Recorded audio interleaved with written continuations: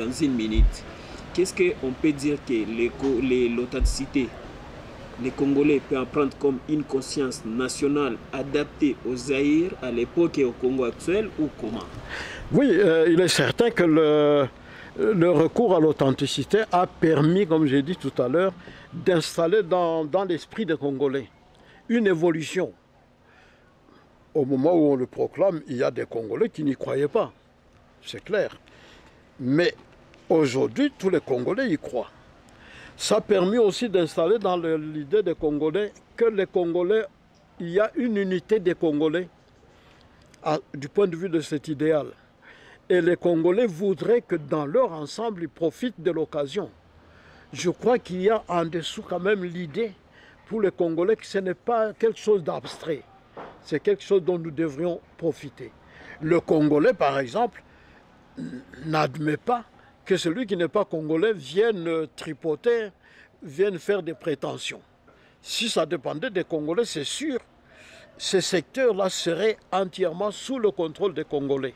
Ceci, je crois que c'est un acquis très important du point de vue de l'unité nationale, du point de vue d'un idéal national. Oui, il y a dans les Congolais un esprit national et cet esprit est le même.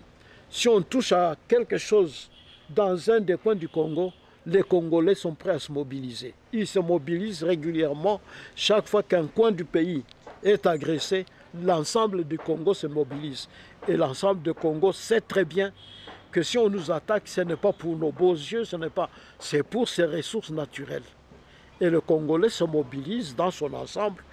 On a vu Kisangani agressé, c'est tout le Congo qui a bougé. Bukavu occupé à une époque par les trucs de Mutebussi, Kunda, etc.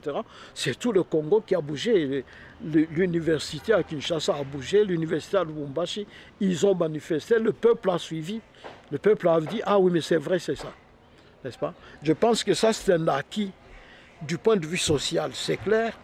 On a créé quand même quelque chose de commun qui nous unit, qui nous protège jusqu'ici contre les agressions et les occupations. Merci bâtonnier, c'est comme ça que nous mettons point à cette émission du jour. C'est juste une première partie, un premier numéro sur la question d'authenticité.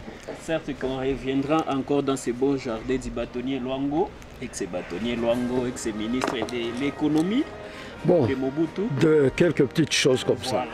J'ai fait vice-ministre des Finances, chargé du portefeuille, du budget, etc. J'ai fait ministre de l'économie, n'est-ce pas? Économie, industrie et tourisme, c'était tous ensemble. J'ai fait ça.